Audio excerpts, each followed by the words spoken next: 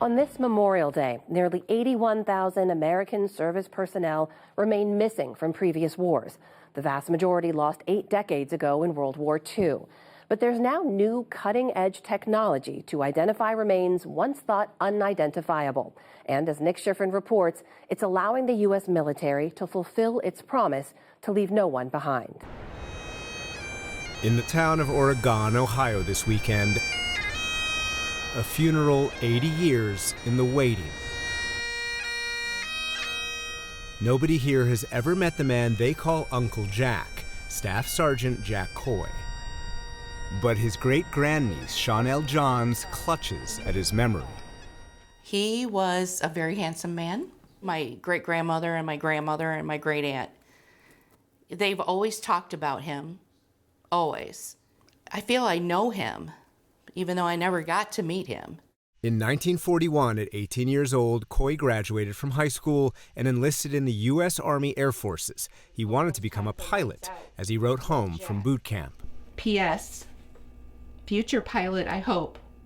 He ended up a gunner on American bombers, and on February 24th, 1944, he was on what was supposed to be his last mission, aboard a B-24J Liberator. American fighting planes, with some of their spectacular missions deep into Germany. Dropping thousands of pounds of bombs on Germany. But the plane was hit by German fire over Bad Salzungen. 2 crew parachuted out and survived. Coy and 5 others were never heard from again, their remains never identified. It still has his beard hair in it. For years, all that remained passed down to Johns and her aunt Beverly Hahn, a small collection of his personal belongings. We have lots of photographs of him in his uniform. We have a lot of his pins and medals that he had on his uniform. We have lots of letters, including one written to Coy by his mother just weeks before he died, ahead of his 21st birthday. We're here hoping to see you by your birthday. Oceans of love, Mom. And his birthday was in July. Wow.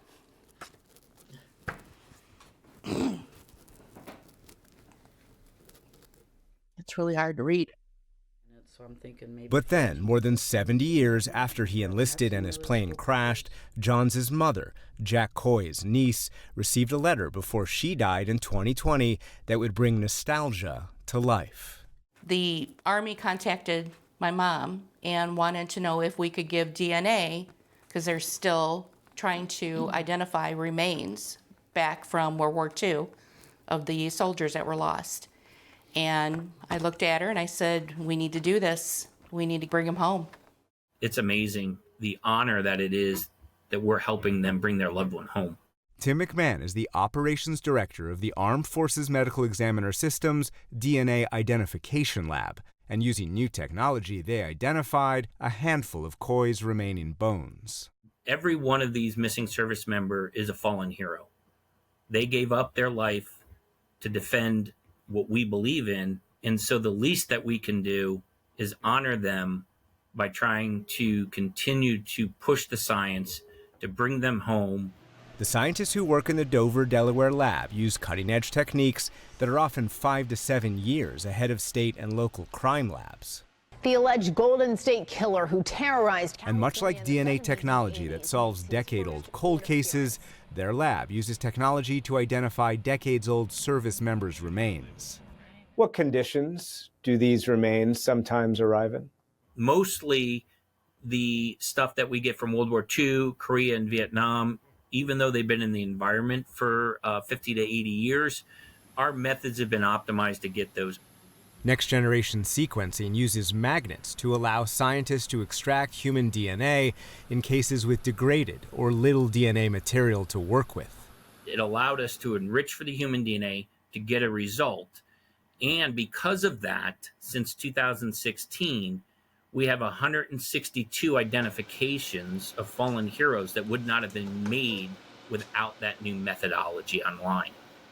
We as a country have an obligation. It's a sacred promise made not just to the service member, but more importantly to their families who long for answers.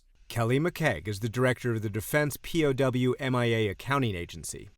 Using anything they can find, even buttons, they recover, identify, and repatriate Americans missing from every conflict from World War II to Operation Iraqi Freedom. His agency recovers remains through fieldwork like this 2015 operation in Vietnam's Dien Bien province. Among his biggest challenges, 1,576 U.S. service members still missing in Vietnam. Witnesses are aging, witnesses are dying. Having access to those firsthand witnesses, the fact that they were jets that when they impacted the ground, they were coming in at 600 miles an hour. And the soil acidity in Vietnam has the pH of a lemon. So oftentimes our teams are only able to find teeth or degraded bones. And so in that sense, I guess it's safe to say time is of the essence, especially with... Absolutely. In fact, time is our biggest enemy, as well as numbers, sheer numbers. The majority of remains are considered unrecoverable, but that still leaves tens of thousands that can be recovered, bringing dignity to those who made the ultimate sacrifice. It's that covenant made with the service member, fulfilled to the family, but also fulfilled to the nation. It sends a strong signal. We will fulfill that ethos of never leaving a fallen comrade behind. It strikes a chord when hometown son or daughter come home. And so it was for Oregon, Ohio. And Uncle Jack and his family the day before Memorial Day. Does it mean something even more special, the fact that you're doing this on Memorial Day weekend? Yes. I wanted to make sure that not only that we would never forget our own uncle, I wanted to make sure that everyone out there remembers them all for Memorial Day, because they sacrificed their lives for us and for this country, and we need to remember them and thank them. For the PBS NewsHour, I'm Nick Schifrin.